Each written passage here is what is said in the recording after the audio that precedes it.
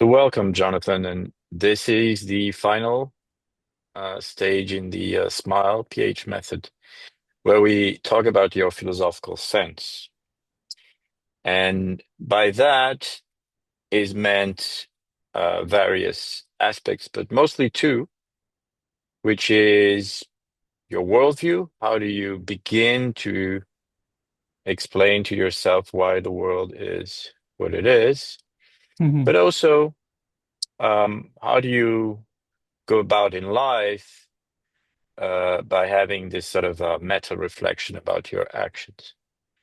So, as usual, I will ask you where would you like to start if there's a particular theme, personal theme you would like to address first. Mm.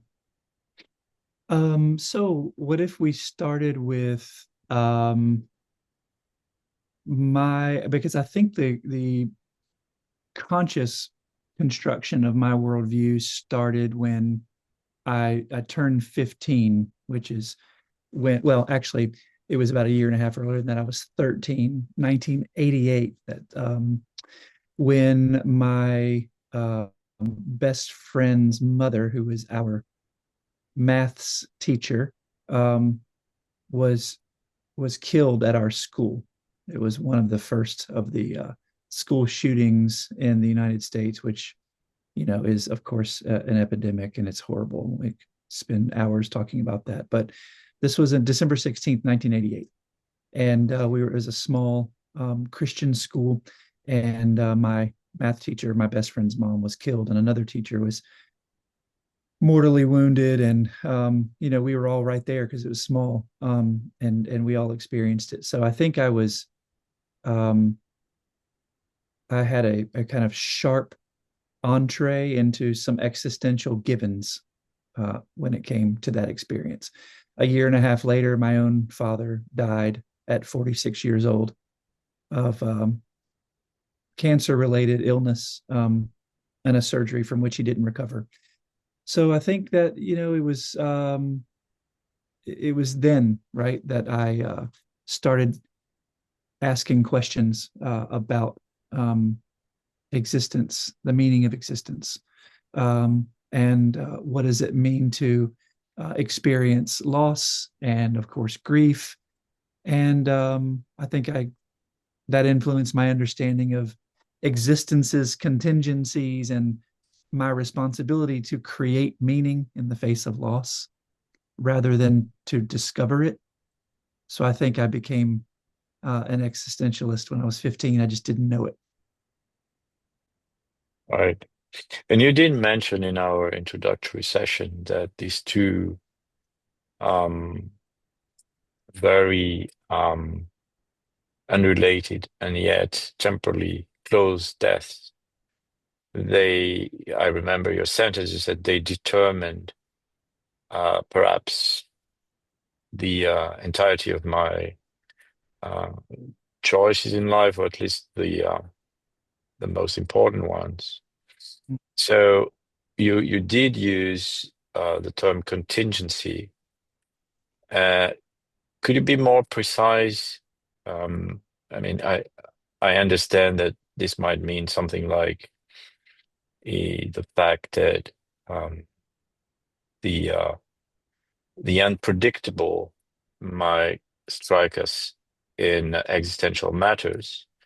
Mm-hmm. But contingency is sometimes used also, and perhaps this is what you're doing, for the fact that things do not have an essential meaning, but we do have to create Right.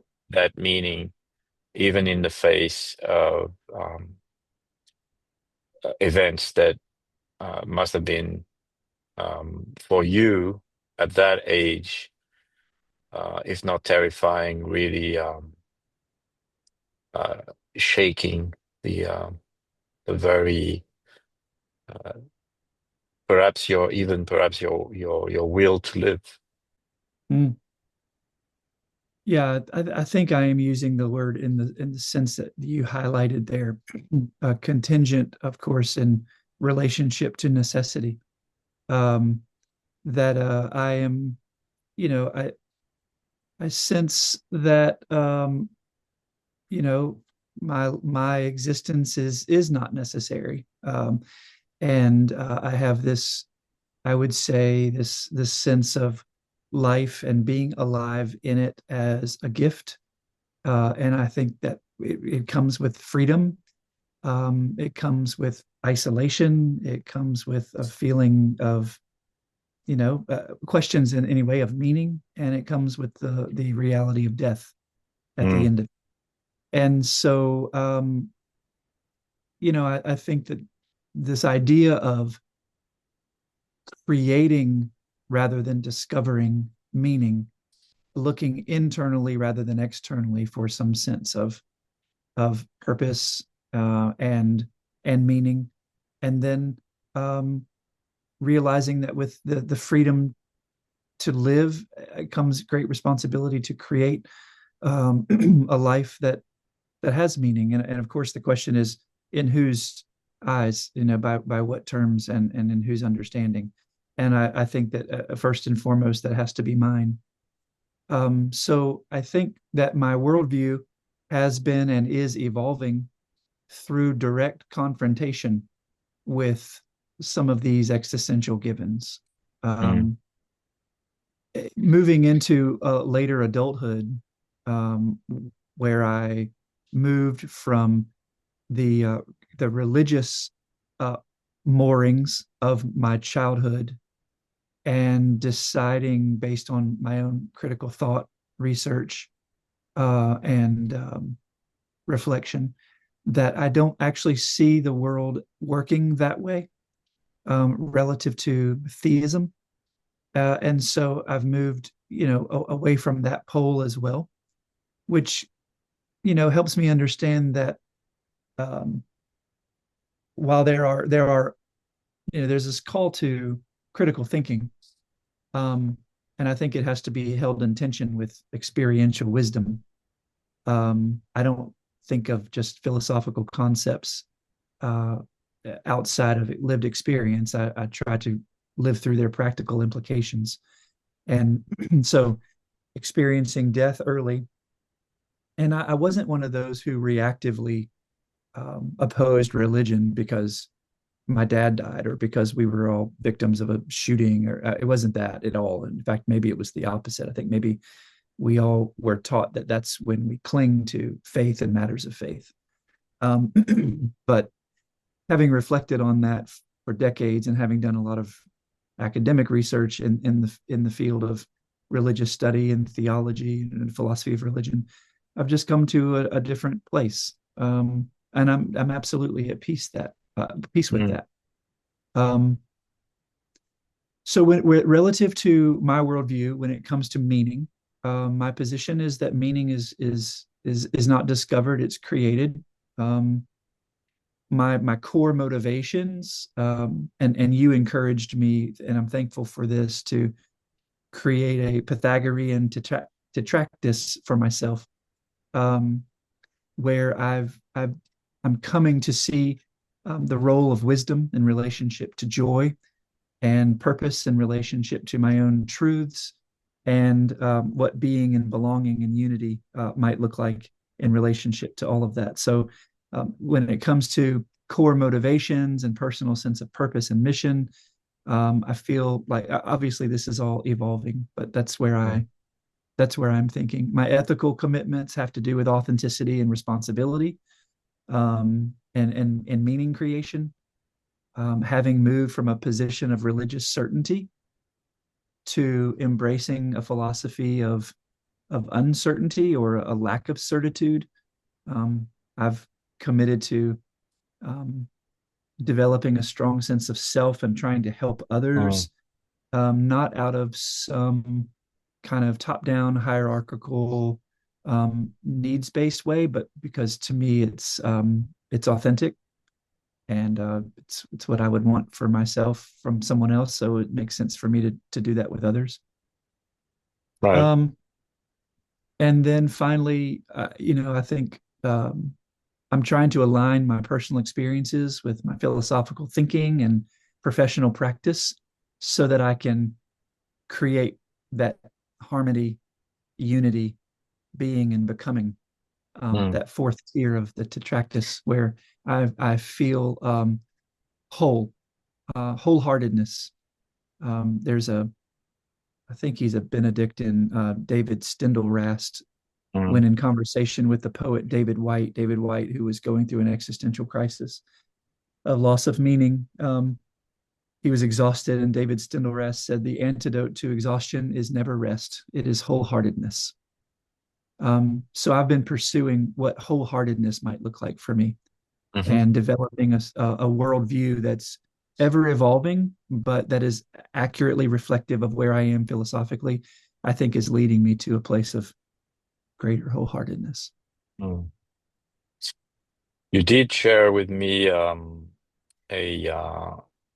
a first draft, or perhaps a definitive draft of the Tetractys, and we can come back to that if you'd like to share uh, and enter into more details of these values, these 10 values that we talked about. I do have, perhaps before that, a few other questions. Um, and those are, in a way, arbitrary because what you're saying is extremely rich. You did say, for example, that you became an existentialist Mm-hmm. out of necessity, and we could discuss the fact that, it seems to me that existentialism, or at least the core aspects of it, namely the fact that a famous Sartrean sentence, existence precedes essence, by which we Mm-hmm. mean that the kind of um, creation of destiny that you were referring to. Right. Um, this seems to be very uh, prominent in the American culture in Mm. general. But there are two things that I am interested in also is you spoke about your worldview and how it was influenced by two events that, while connected in time and in intensity, um, proceed from a different cause, right? One, we could say, is human cause. The other one is biological, right? The death of your father, even though. Right. So so one could imagine that this would have created various possible uh, interpretations, right, or worldviews. Yeah. One being that, a very anthropocentric critique of perhaps the madness of humans or the confusion of humans or their violence, and the other one being more traditionally existentialist about the fact that our life is extremely short and that it can end at any time, any unpredictable time. And the last point, if you can bear with me and have all these aspects in mind, you did mention that you develop a philosophy of uncertainty, but that seems to have been many years after the events. And in fact, we could even say, but correct me if I'm wrong, that in the first decades that follow the event, you actually uh, went full in by becoming a priest, etc. The Mm-hmm. Which was not a philosophy of uncertainty, but rather a philosophy of certainty. So I don't know which of these three aspects or four you would like to resonate Well, with first. let's take that latter part, because there is a nuance, maybe a couple of nuances there. On the one hand, I was reared in a home and a religious tradition where questioning was not encouraged. And yet I questioned everything, it seems. I don't think that I did so in an annoying way, although maybe I did. But I was passionately curious about everything. And this included what my family was traditioning to me, passing down to me by way of religion and spirituality. I questioned all of that. It was never an understood, it was never a given. So much so that so my dad dies at 15. When I'm 15, I I went headlong into questioning everything at that point, and I felt no certainty about anything. Everything was um, loose beneath my feet. There wasn't anything to tie onto or to anchor me, and I feel like that's been true since, ever since.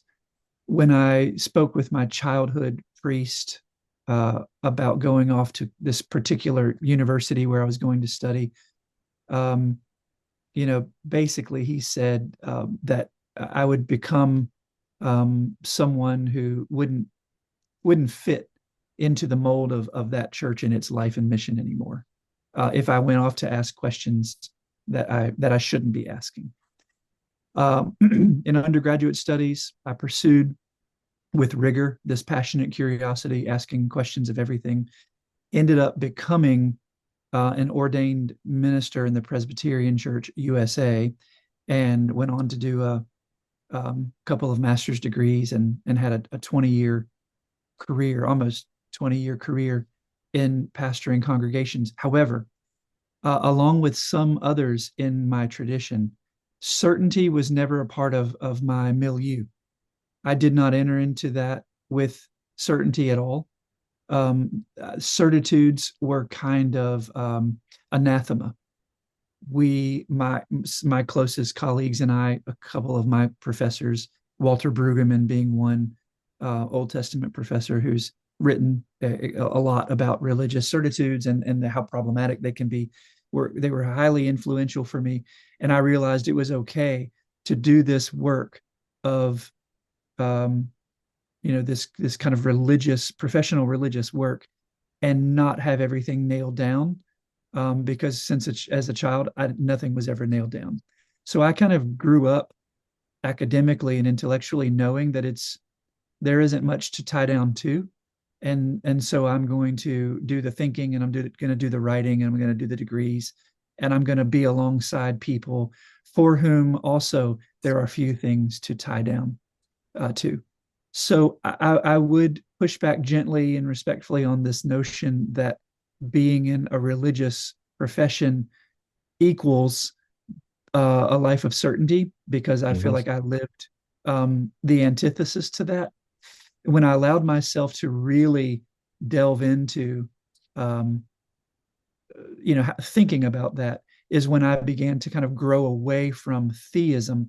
And that happened Mm. while I was in pastoral work. It didn't happen after. It happened probably about a third or maybe a quarter of the way through, when I started to really investigate and question.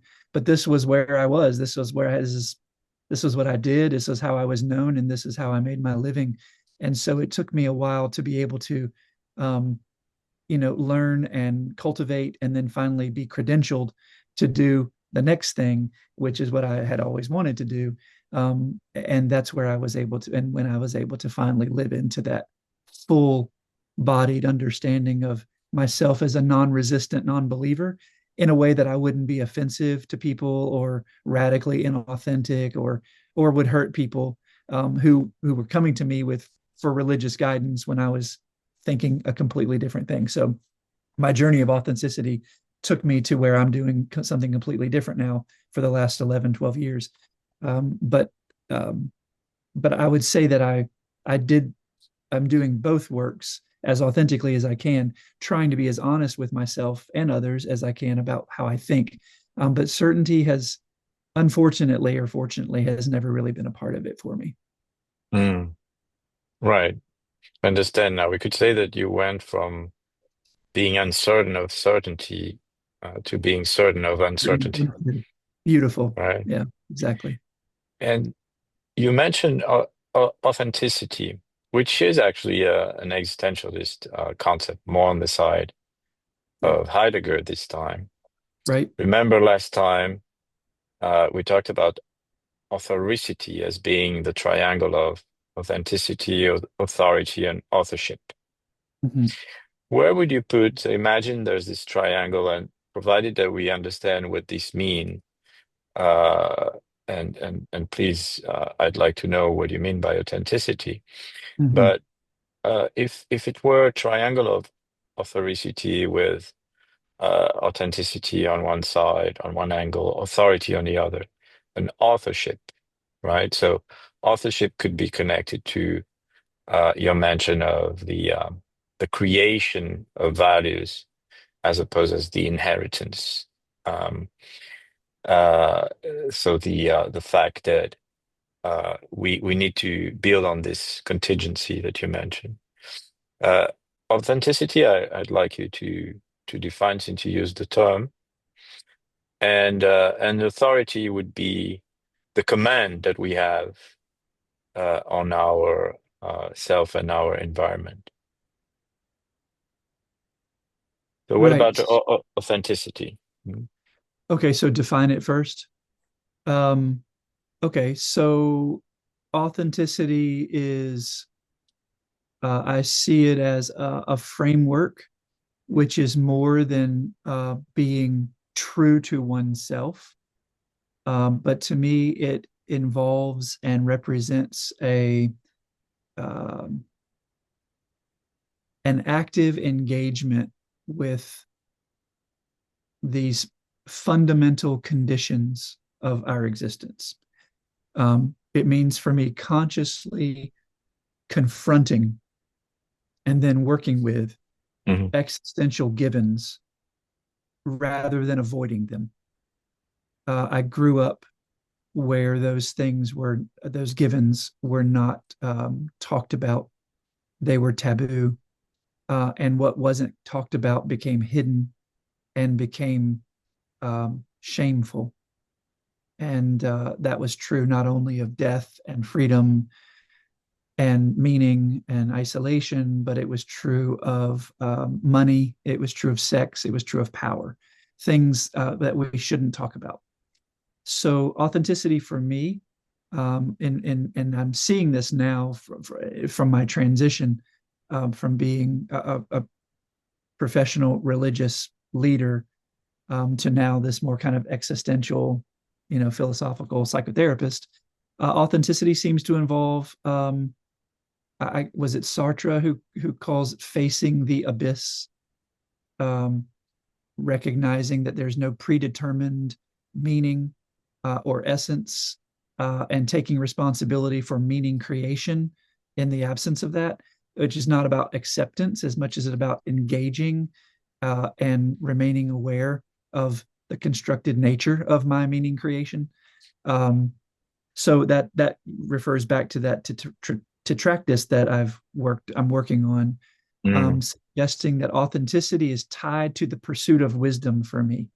mm, And authenticity is wisdom's practical manifestation in my life.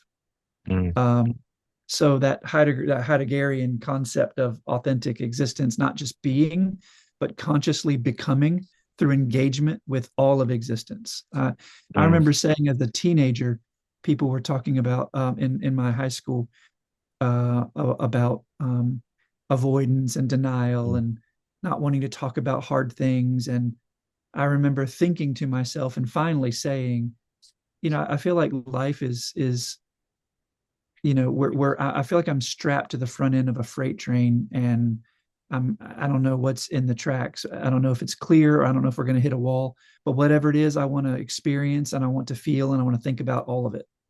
I don't want to be spared um, anything. So to mm, me, that's that idea of thoughtful.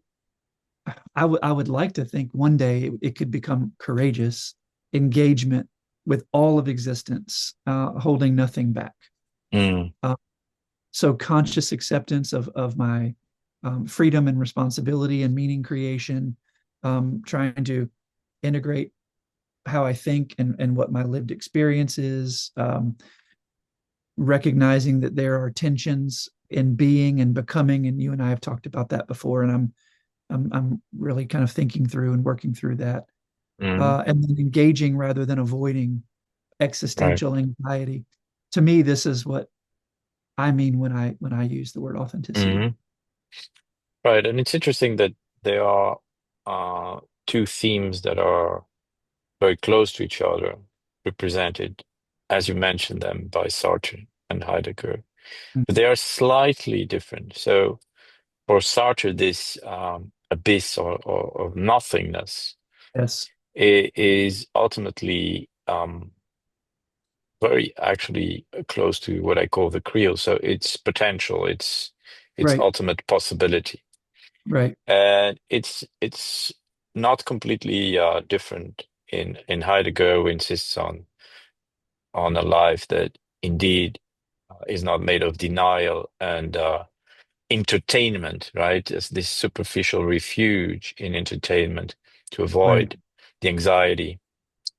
Uh, but there is more insistence in Heidegger on death. And since you started our conversation, and actually not only today, but in general, with the two defining deaths of your teenagehood, um, one might want to ask you about this nothingness, right? Which in some cases might be identified with death or with another kind of truth or hypothesis. So, what's your relationship with the abyss? What could you, what do you feel, or what do you understand, or what do you hypothesize about that abyss? Um, Let me see if I'm responding to what you're asking. So, um,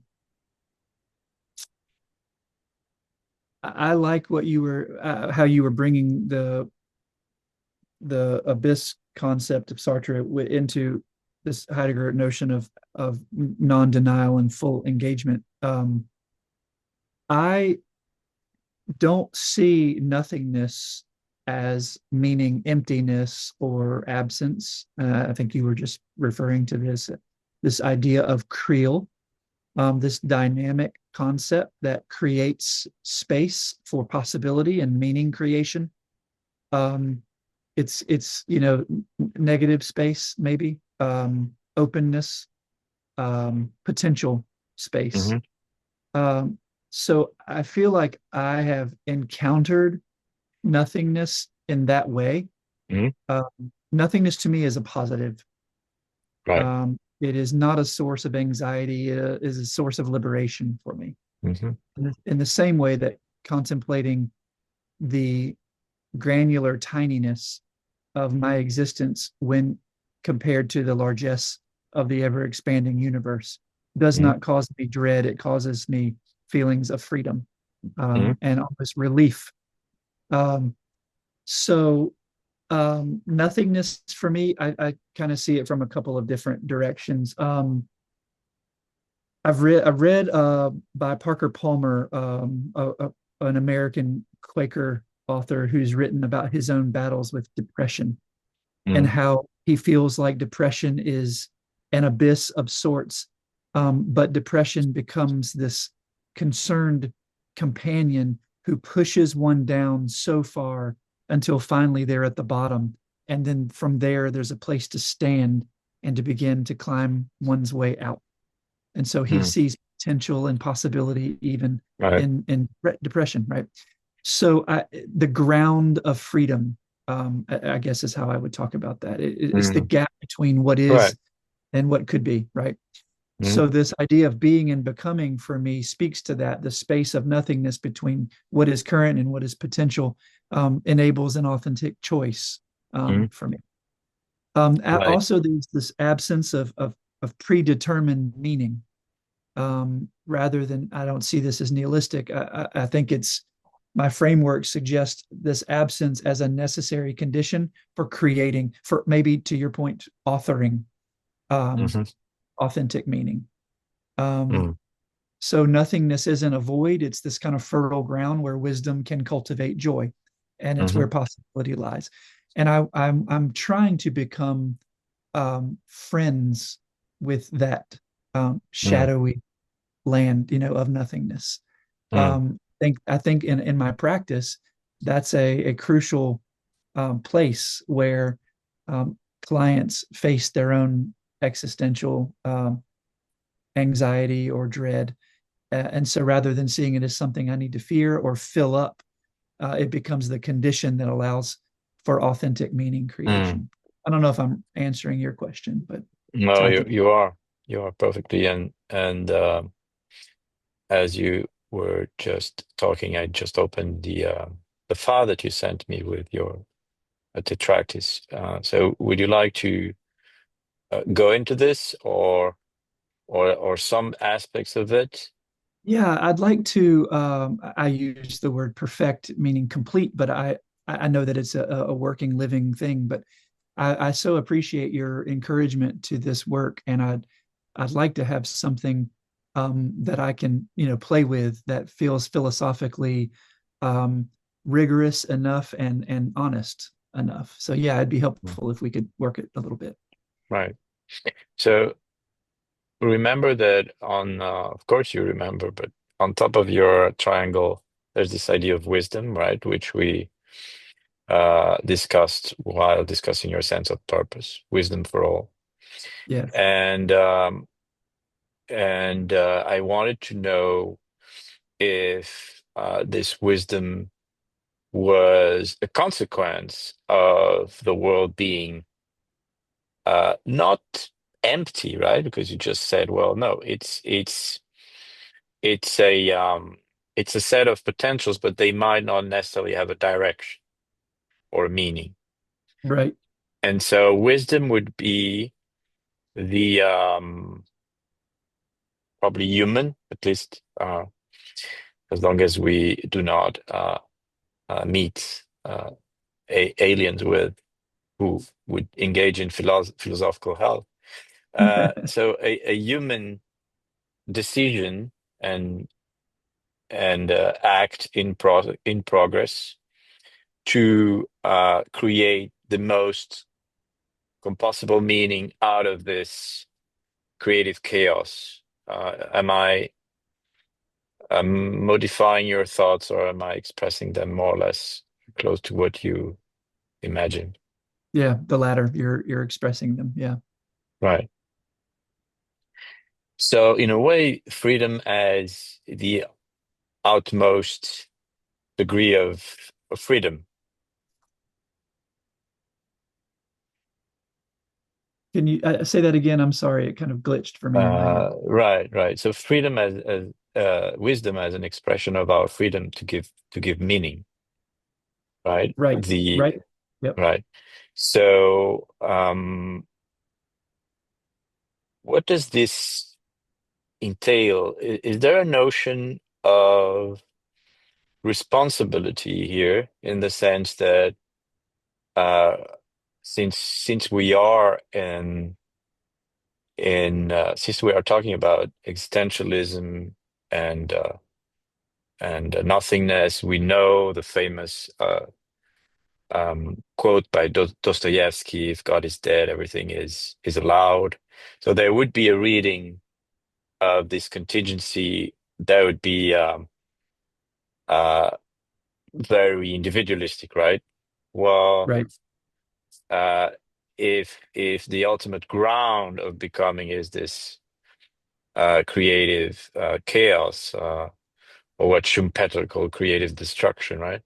Um, then the individual might say, well, I'm going to give it all meaning, right? So, and we see, I mean, very often this is connected with the self-made man's ideology. Um, Obviously, it's not what you have in mind, Hmm. but I think it resonates interestingly with a theme that you have been weaving along these sessions, which is the dialectic or crealectic between the self and the others. So, is this wisdom um, a collective intelligence Hmm. by default? Um, yes, I think so. I mean, it's kind of hard to say, right? So there's this uh yeah, I think so. What because when we go back to our session on purpose, um we talked about wisdom for all as being kind of an ultimate cosmic principle for me. Mm, So it appears wisdom appears for me to have both individual and collective dimensions in this framework. mm, Because my journey from childhood, early, exposure to grief through, um, you know, religious professionalism with uncertainty, and then existential psychotherapy and philosophical practice, that suggests to me an understanding that wisdom isn't just individually accumulated knowledge, but emerges through shared human engagement, mm, um, with these existential givens in community, when possible. Um, and I think that Tetractus offers an insight that, which we will get to, this harmony and unity and being and becoming peace, that fourth tier, suggests that wisdom operates at an integrative level mm. beyond individual experience, Right. which points to that collective dimension. Harmony and unity point to the collective, while being and becoming maybe suggest that it's dynamic and not static, and also very individualized. Mm, Um, so I guess the answer is both and. It is, yes, collective, but there's that individual component as well. right. And so now we can move a little bit a step forward. And you did use the term ultimate cosmic. I don't know if it was truth, but Principle. principle.